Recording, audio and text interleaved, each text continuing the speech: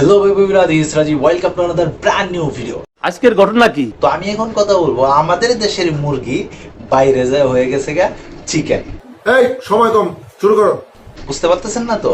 আমি এখন কথা বলবো আমাদের প্রিয়া বিপাশারে নিয়ে।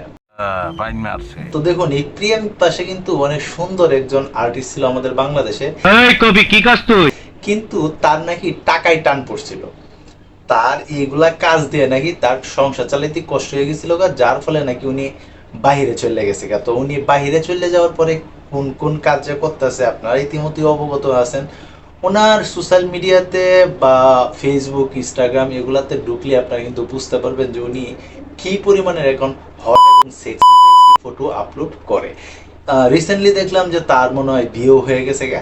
তো ওনারে আমার একটা কথাই বলা দরকার যে দেখুন, আপনি আমাদের বাংলাদেশে যখন অভিনয় করতেন আপনারা কিন্তু সবাই পছন্দ করতো।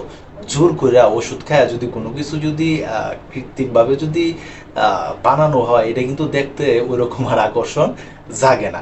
কিন্তু বাংলাদেশের পাবলিক আপনারা কিন্তু সে আগের মতোই ভালোবাসে, কিন্তু আপনার এই যে চলাফেরার ধরনটা, এটার জন্যই কিন্তু আপনাদের কেউ পছন্দ এখন এই মুহূর্তে করতেছে না।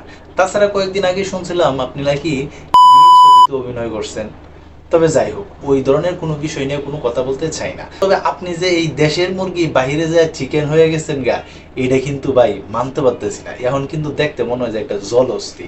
আপনি কি কি যে করছেন, আপনার টুটগুলারও পর্যন্ত উল্টায় এলাইছেন। এইগুলা কি আসলেই সুন্দর দেখা যায় আপনারে? আমার মনে হয় আপনার এইগুলাতে সুন্দর দেখা যায় না, কারণ আপনার আগে যে ফিটনেস বা যে লুক ছিল ওইটাই কিন্তু আপনারে অসাধারণ লাগতো। এমনকি বেসিক্যালি আমি কিন্তু আপনার খুবই একজন বড় ভক্ত ছিলাম, এমনকি আব্বারেও কইতাম যে আমি বিয়া করবো আপনারে। তবে যাই হোক, এখন যে আপনার যে পরিস্থিতি, আমার মনে হয় এখন আর বিয়াটা করা হইব না। মানে আপনার ধারে কাছে যাওয়ার মতো কোনো অবস্থা আমার নাইগা। তবে যাই হোক, তোমরা যারা কষ্ট করে তখন এই ভিডিওটা দেখছো, তোমাদের কাছে কেমন লাগলো অবশ্যই কমেন্ট বক্সে জানাও। আর আমার তরফ থেকে তোমরা কমেন্ট বক্সে এই যে আমাদের প্রিয়া বিপাশা ওনার কিছু বলতে যাও। তো এই ছিল এখনকার মতো ভিডিও। তো সবাই ভালো থাকবা, সুস্থ থাকবা, কাছের মানুষটা ভালো রাখবা। ধন্যবাদ সবাইকে, আল্লাহ হাফেজ।